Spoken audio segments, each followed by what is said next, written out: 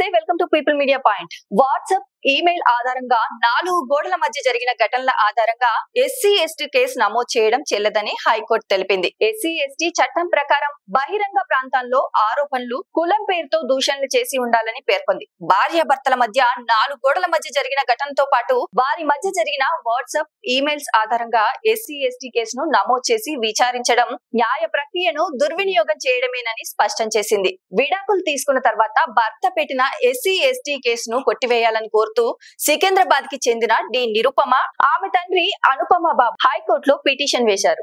దీనిపై జస్టిస్ ఈవి వేణుగోపాల్ ఇటీవల విచారణ చేపట్టారు. పిటిషనర్ల న్యాయవాది విమల్ వర్మ వాసిరెడ్డి వాదనలు వినిపిస్తూ పిటిషనర్ ను ఎస్సీ వర్గానికి చెందిన ఫిర్యాదుదారు కె క్రాంతి కిరణ్ రెండో పెళ్లి చేసుకున్నారని అభిప్రాయ భేదాలు రావడంతో పరస్పర అంగీకారంతో విడాకులు పొందారని తెలిపారు. తర్వాత ఫిర్యాదుదారు వాట్సాప్ మెసేజ్లు, ఈమెయిల్స్ తో ఉన్న వాటి ఆధారంగా 10 నెలల తర్వాత పిటిషనర్లపై ఎస్సీ ఎస్టీ కేసు నమోదు చేశారన్నారు. వాదనలు విన్న న్యాయమూర్తి ఇంట్లో జరిగిన ఘటనపై ఎస్సీ ఎస్టీ కేసును కొనసాగించలేమన్నారు. పిటిషనర్లపై కింద కోర్టులో ఉన్న ఎస్సీ ఎస్టీ కేసును కొట్టివేస్తూ తీర్పు వెలువరించారు. ఈ వీడియో కనుక మీకు నచ్చినట్లయితే లైక్ చేయండి, షేర్ చేయండి. మరిన్ని అప్డేట్స్ కోసం చూస్తూనే ఉండండి పీపుల్ మీడియా పాయింట్. లైక్ చేయండి, షేర్ చేయండి, సబ్స్క్రైబ్ చేయండి. మరిన్ని వీడియోల కోసం బెల్ సింబల్ పై క్లిక్ చేయండి.